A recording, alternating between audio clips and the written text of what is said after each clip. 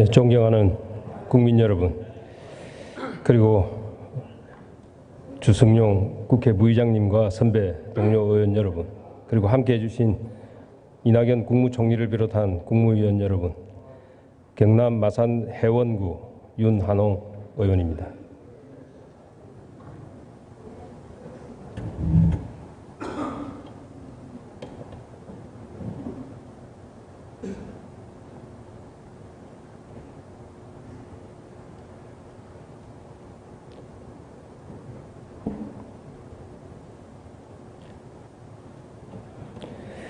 네, 총리 나와주시겠습니까?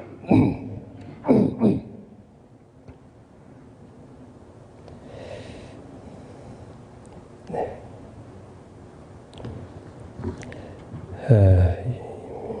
요즘 우리 청년들, 특히 이제 고등학생, 대학생들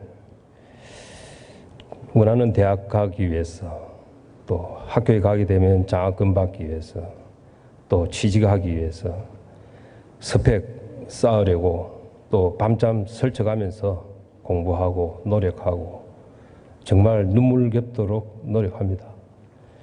또 부모님들도 이 과정에서는 자녀들과 같이 수험생 심정으로 하고 있습니다. 그래서 제가 뭐 더 이상 말씀을 안 드리겠습니다만은 이 조국 사태를 보면서 우리 고교생들, 대학생들에게 또 청년들에게 그들의 상실감, 허탈감에 대해서 적어도 책임 있는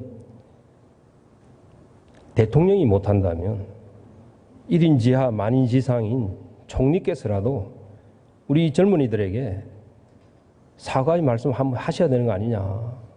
어떻게 생각하십니까? 네, 제가 애결위 과정에서부터 여러 차례 말씀을 드렸습니다.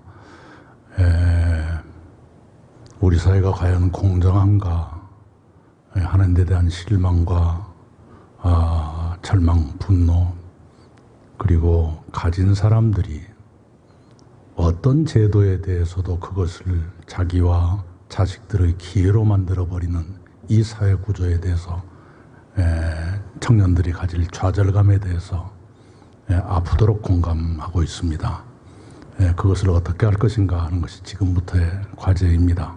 지금 말씀 주신 스펙 쌓기의 열풍이라든가 하는 것이 뭐 지나간 세월 얘기해서 미안합니다만 이명박 정부 시대에 도입된, 그때는 선의로 도입했던 대입제도가 결과적으로 가진 사람들과 그 자식들의 기회로 활용되는 이런 상황이 됐습니다.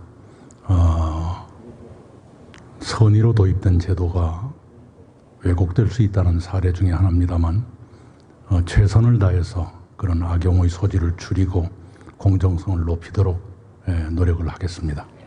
총리님 뭐 여전하시네요. 진솔된 사과보다는 또 전 정부 비판 여전하십니다. 제가 말씀드리는 건 이 조국 사태에 대한 젊은이들에 대한 사과를 말씀하지 전 정부를 말씀하실 게 없지 않습니까? 지금 의원님께서 말씀을 꼭 그렇게 하십니까? 의원님께서 그 말씀을 하셨기 때문에 그런 겁니다. 정말 아직까지 진실함이 전혀 느껴지지 않습니다. 제 인사검증에 대해서 한번 물어보겠습니다. 공무원 인사검증을 왜 하시나요? 어떤 말씀이시죠? 고위공직자나 공공기관의 임원들 인사검증을 하지 않습니까? 네. 왜 하죠? 목적이 뭐죠? 물론 직무 역량이나 도덕성을 걸러내기 위한 것이. 정책 능력이나 도덕성을 보는 겁니다. 네. 지금 제가 이 조국 사태를 보면서 이 수많은 우리 대한민국 고위공직자들이 분노하고 있을 거라고 봅니다. 국장 승진할 때 전부 인사검증 받습니다.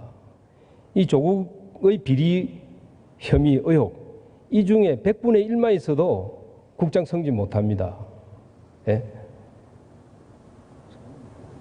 단지 위법함이 없기 때문에 임명한다? 그거는 정말로 공무원을 더 기분 나쁘게 하고 화나게 하는 거예요.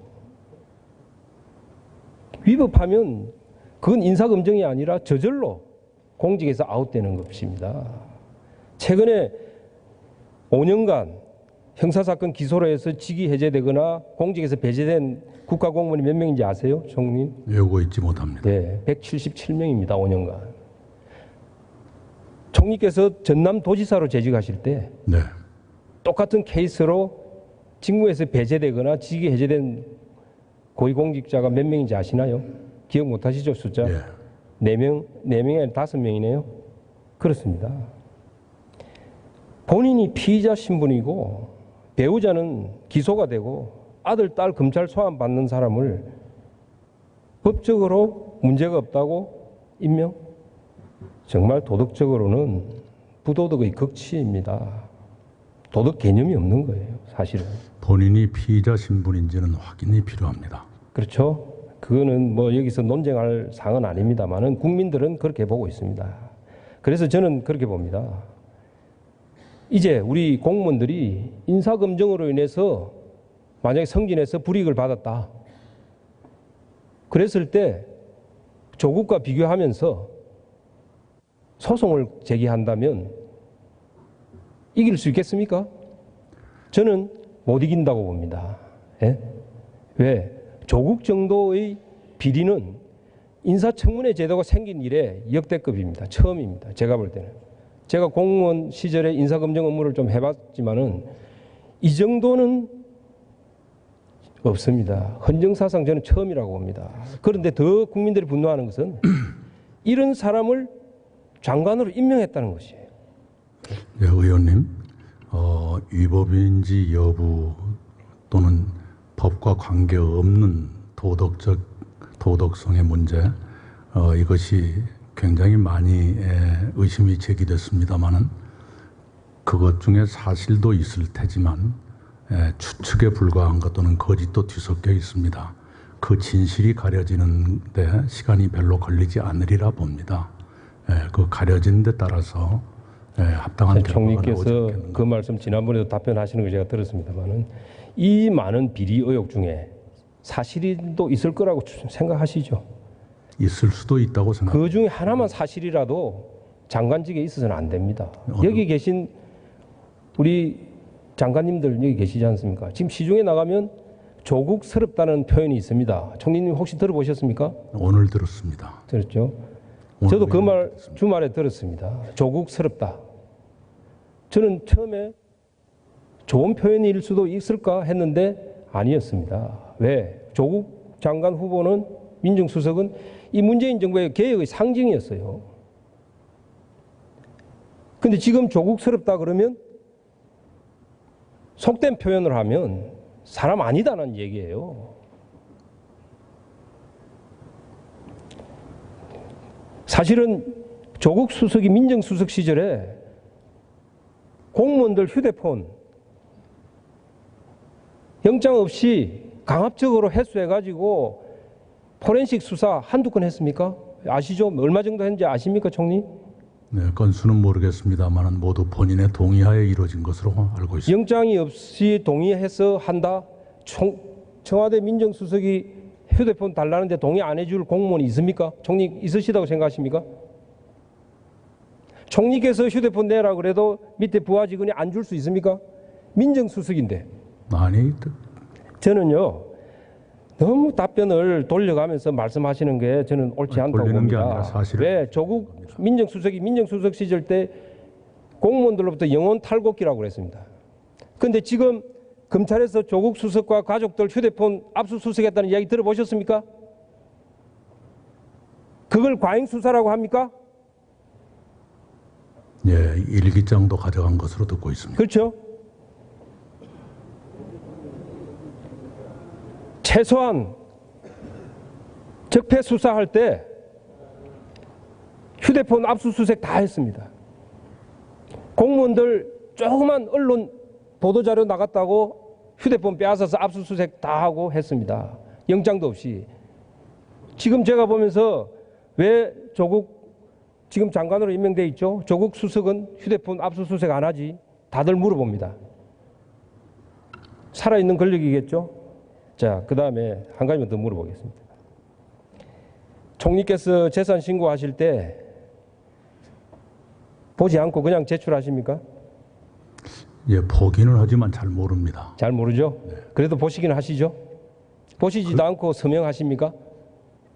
아니 생각보다 뭐가 이렇게 숫자가 많아서요. 그렇죠. 네. 그러니까 뭐 말씀을 안 돌리셔도 돼요. 아니 돌리는 게 아니라 예. 사실이 그렇습니다. 그게 주로 변동 상황만 물어보고 그죠? 그러고 있습니다. 네. 왜 관심을 갖고 서명을 하냐면 관보에 게재를 하지 않습니까? 그리고 상식적으로 보십시오. 전 재산보다 많은 재산 75억을 사모펀드에 투자한다고 약정을 했습니다. 4인간 채권 채무가 8억이나 나옵니다. 그걸 부부간 상의를 하지 않고 재산 신고서 제출했다? 예, 좋습니다. 그 믿을 수도 있겠죠. 그렇게 이야기하면. 그런데 부부간에 상의도 안 했다? 대한민국에 그런 사람 얼마나 될까요? 총리님도 그러신가요? 아니죠. 더 거짓말이 허황되다는 것은 4인간의 채권 채무는 금융자료, 전산자료가 없기 때문에 복사본을 제출해야 됩니다. 예? 그런데도 모른다. 거짓말. 그 문제는 예? 수사. 그래서 제가 이 말씀은 총리님 질책하시는 게 아닙니다. 이렇게 거짓말 잘하는 사람, 총리께서 직원들에게 보고 받으실 때 그 직원이 거짓말 하는 건지 모르면 모른다고 할 건지 보고 받으시면 다 아시지 않습니까? 그죠? 예, 이런 사람을 어떻게 장관으로 임명하느냐. 네, 그 문제도 예. 수사가 진행되고 있기 때문에 그 예, 결과가 그렇게 나오려고 말씀하시겠죠. 자, 한 가지 더 여쭤보겠습니다. 지금 대한민국 권력 서열 1, 2위가 대통령과 총리시죠. 그런데 뭐 총리 동생과 대통령 동생이 한 회사에 한 그룹에 들어가 있습니다. 스카우트 했죠. 사실이죠. 대통령의 동생은 선장으로서 바다 위에 주로 근무하고 있는 것으로 압니다. 예. 그러니까 같은 그룹 회사는 맞는 거죠. 네, 우연히 그렇게 됐다고 그렇죠. 보고 있습니다. 그게 이번 정부 들어서 스카우트 되신 거죠. 그런데 제가 이런 얘기를 드리는 이유가 청와대의 민정 기능이 상실됐다는 것입니다.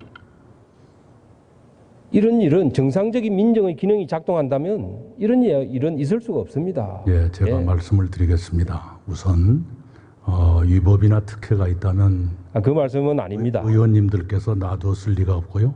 제 아우도 그 자리에 있게 되는 것 그리 오래 있지 않을 거라고 내 알고 있습니다.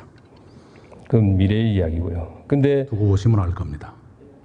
우리 총리 동생께서 전남의 신용보증재단 이사장 경력도 있습니다. 네. 그런데 그 회사의 건설회사 사장으로 갔는데 건설회사 경력은 전혀 없어요.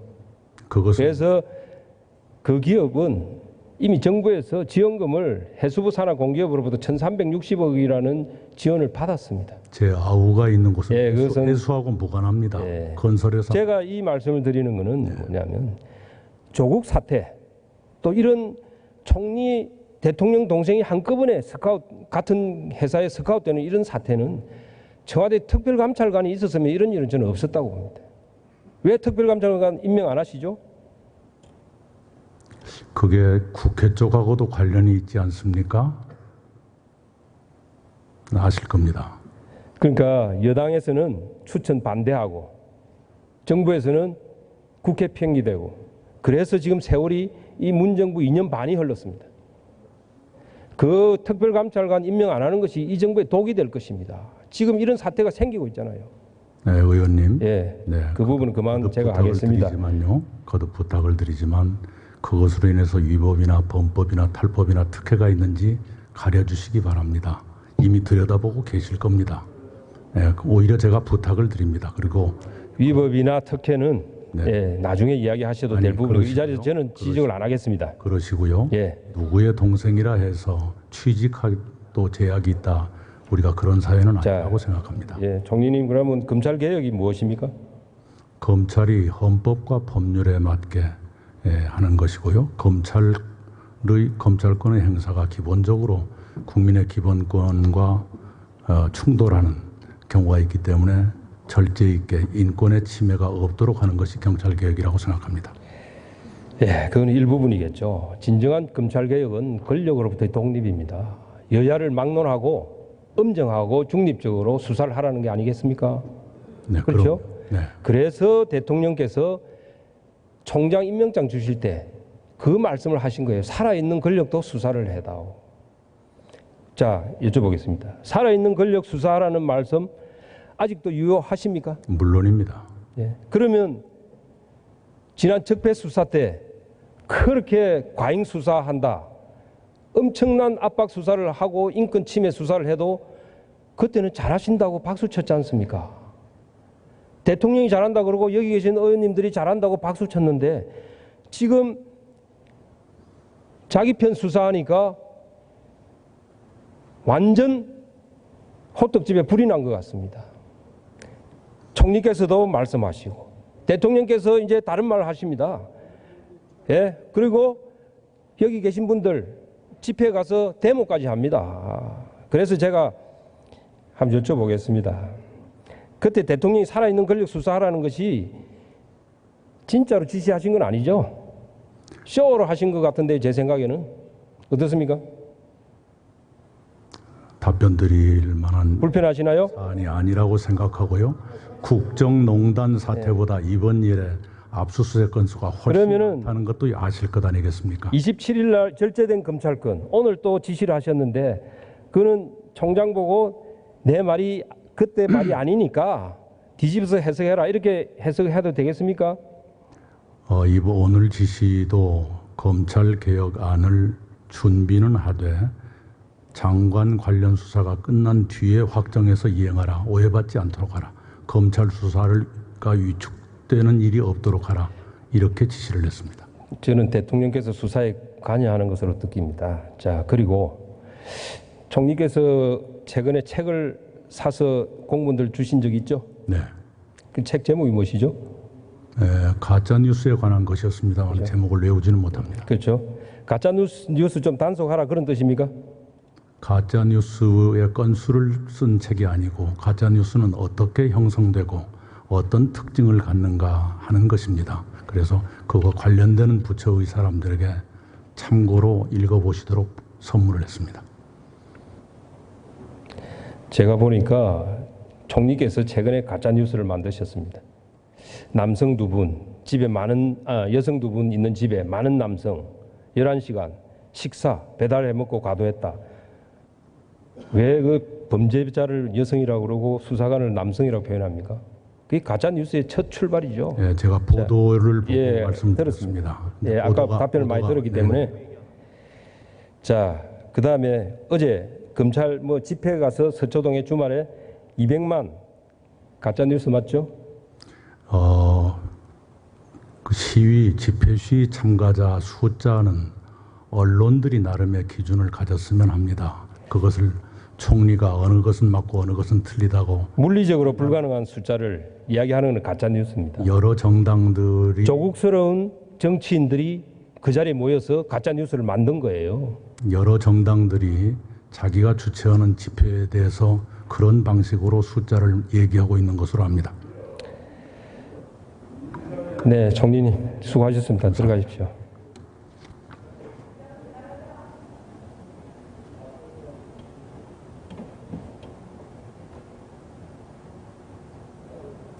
시간이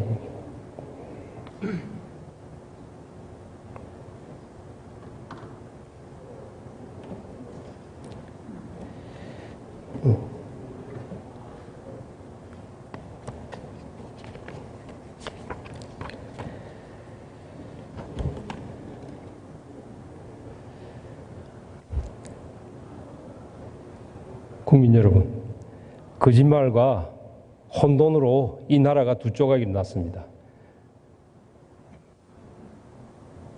정말